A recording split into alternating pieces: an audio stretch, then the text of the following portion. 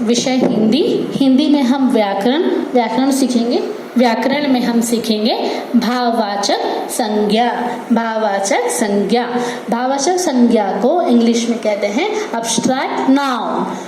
जो शब्द किसी चीज या पदार्थ की अवस्था, दशा या भाव का बोध कराते हैं, उन शब्दों को भाववाचक संज्ञा कहते हैं। One more time.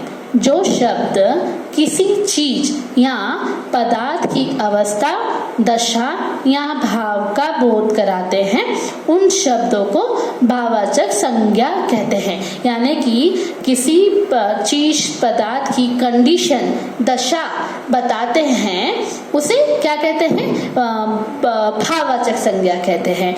जैसे कि यहाँ पे एग्जाम्पल दिया है, उदाहरण दिया है, बचपन, बुढ़ापा, मोटापा। बुढ़ापा, बचपन हम अनुभव कर सकते हैं, न कि उसे टच कर सकते हैं, तो उसे क्या कहते हैं? भाववाचक। बुढ़ापा हम झेल सकते हैं, जी सकते हैं, पर उसे हम टच नहीं कर सकते, तो वो क्या हो गया? भाववाचक संज्ञा। मिठास को हम फील कर सकते हैं, पर हमें उससे टच नहीं कर सकते, तो हम उसको क्या कहेंगे? भाववाचक संज्ञा। तो बच्चों, आपको भाववाचक संज्ञा समझ में आया होगा, तो इसको आपको पढ़ना है और याद करना है। अब हम आगे सीखेंगे कारक। कारक यानी प्रीपोजिशन। कारक यानी प्रीपोजिशन। क्रिया को करने वाला शब्द क्या कहते हैं? कारक। क्रिया को करने वाला शब्द यानी कारक।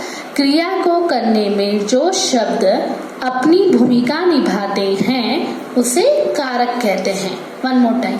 क्रिया को करने में जो शब्द अपनी भूमिका यानी अपना रोल निभाते हैं, उसे कारक कहते हैं। उदाहरण, गीता ने दूध पिया, तो ने क्या है? कारक। आंगन में खेलो, तो यहाँ पे कारक क्या है? मैं। जैसे कि का, की, कु, ने, मैं, तो वो शब्द कारक कहलाते हैं। बच्चों, ये बहुत ही इजी है, बहुत ही सरल है, तो आप इस कारक को समझेंगे और कारक को आप समझेंगे, याद भी करेंगे। और जैसे यहाँ पे वाक्य को पूरा करने में जो शब्द का उपयोग होता है, उसे कारक कहते हैं। सेंटेंस को, सॉरी बच्चों, क्रिया को पूर्ण करने के लिए जो शब्द का उपयोग किया जाता है, उसे कारक कहते हैं। तो आपको भाववाचक संज्ञा, कारक दोनों समझ में आए होंगे। इनको आप पढ़ेंगे और याद करेंगे। धन्यवाद।